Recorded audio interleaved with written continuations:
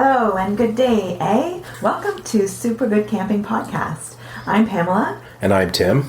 And we're from supergoodcamping.com. We're here because we wanted to educate and inspire other families to enjoy camping adventures such as we have. Today we thought we'd talk a little bit about our camping checklist when we're loading the car, what we need to have packed. Tim mentioned it last week when we were talking, so I thought we'd go through it quickly today. Okay, so short version would be you need shelter. The list would be tents, a dining tent if you have one, usually a couple of tarps to keep the rain out. The things that go in those shelters, things like sleeping bags, air mattresses. You're going to need bits of rope and or bungee cords. I quite like using bungee cords when I'm rigging tarps. A hammer to bang the pegs into the ground. You want seating. We do seating for 4, so we take our fold-up chairs. If you want to eat, so it depends on what our meal plan is. We either take a portable camping barbecue, which I enjoy the most, but we also have, if we're feeling a little tight on space and stuff, we have a Coleman stove, which has a sort of a mini grill on it and then a side burner for, doing coffee and that sort of jazz. I also have a couple of single burner things for doing coffee or for doing, green beans on the side or what have you. You want something to eat off of, so dishes, cutlery, that sort of jazz. You want something to be able to wash all those things in, so some kind of a pan of some type. It depends on how much space you've got. We have a big pan that we can wash all our dishes in, but we also have a smaller mess kit. The bugaboo. Bugaboo, there you go. Part of the bit that holds it all together is a washing bag, so you can wash everything in it. It makes a very, very small light package. You want light, whether you're out for a tour in the evening or what have you, or sitting around playing cards. We have a Coleman lantern, a battery-powered lantern that we use at the table. We have headlamps if we're headed out and about. Usually a couple of flashlights. Everything with all that electricity that you're using, batteries. So you want spare batteries. We try to use rechargeables as much as possible, including in our cameras. So we have to take the accoutrements. We take a power bank. I've got a solar panel to recharge the power bank, the cables to plug into as the better half has mentioned, she's doing emails and whatnot. Often while we're camping, we need to recharge her phone. So make sure you've got that cable with you. The camera batteries are all fairly specific. So I have a charger for those batteries, or I have a few chargers for those batteries, but they can plug into the power pack and charge them up that way. And then you want stuff to light your fire with. Firewood. We have a small hatchet so that we can break things down into smaller kindling. Bits of newspaper to start your fire, or there are fire starters now where they literally take paraffin wax and lint from your dryer and little bits of wood shavings and as a fire starter. You need matches or a barbecue lighter for those things. And then it's personal hygiene type things, your soap, shampoo, toothbrush. We try to use as much biodegradable stuff as possible. Just a side note on biodegradable soaps. So you can't go and wash it in the lake. That's not how that works. It's biodegradable. I believe it's 200 feet away from any water so that it uses the earth as a filter, essentially. It gives it time to break down that way. Sunscreen is a good thing. A first aid kit, bug spray, absolutely bug spray.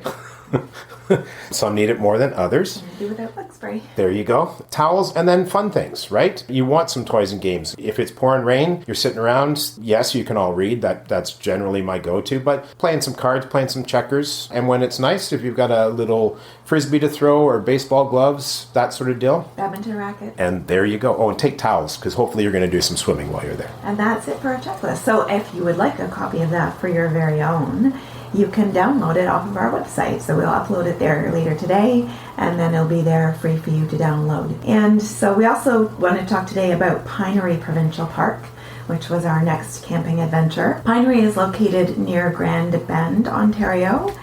It has all kinds of awesome natural features. It's 2,532 hectares in size. There are over 757 plant, 325 bird, and 60 butterfly species. It's got a globally rare oak savanna ecosystem, coastal dunes. The sand dunes were really quite awesome. It's habitat for endangered species, and it's the largest protected forest in southwestern Ontario. It has all of the usual recreational things to do. There's a 10-kilometer beach, There are 10 nature trails, a 14-kilometer bike trail, 38 kilometers of skiing trails, canoeing, kayaking, paddleboarding, fishing, cycling, and a year-round interpretive program, that's where our kids have really enjoyed some of the programs that the rangers have offered us, and they do offer that year-round. Some of the parks only offer it in the summer months when it's more populated and busy. So lots of great facilities and lots of amenities within the park, and they are open year-round. There are heated cabins and yurts, so if you're looking to camp in the wintertime without having to take a tent, you could use a yurt or a cabin, and those include a barbecue and a picnic shelter. So lots to do at Pinery. The sand dunes were something that really stood out for us when we went there. Yeah. Very cool. Very unlike anything else that I've seen, certainly in southern and central Ontario. Arguably, Sandbanks is somewhat similar, but it's not the same savanna. It just has sand. This has got sand with things growing out of it, which is mind-boggling because sand is awfully dry and stuff. It's very protected. There are paths that go through it. They're not supposed to be there. You're not supposed to be on them. They have built walkways to get you to the beach, which is another wonderful. We're back to the Lake Huron style, where you're west facing and it's a vast lake, shallow for a long ways. So it's great. It's nice warm water and beautiful sunsets. For sure, the dunes themselves are quite cool and just so different. Even things like driftwood, you don't pick it up because it's part of the ecosystem and how the ecosystem is constantly evolving. Picking up one piece of driftwood, I remember that from the interpretive thing, that they say could make a substantial change in that area of the dunes. Yeah, so just do be mindful if you're there to walk only in the areas that are designated for walking, as the dunes are quite fragile. One of the things that stood out about our trip to Pinery was we had a turkey vulture friend that took up residence in one of the campsites quite close to ours. And as much as from the neck up, they're fairly ugly creatures, but from the neck down, it's quite majestic bird, quite big. Huge. Yeah, and we've got some pictures, which I'll post them on our website. I also remember a scavenger hunt that the rangers arranged for the kids when we were at Pinery too, that I remember running around to various parts of the park trying to find all of the things that we were supposed to find in their scavenger hunt. But there's lots of things like that at all of the park that the rangers will arrange for the kids to keep them entertained and make it fun and interesting for them and help them learn some things along the way. Yep, and biking, our eldest and I went out one day in particular and did something crazy like 40 kilometers or something like that, just because they have so many trails and stuff, and it's such a huge park. I think the next day I opted to be a little more chill, but went for the win with ice cream because they have ice cream there.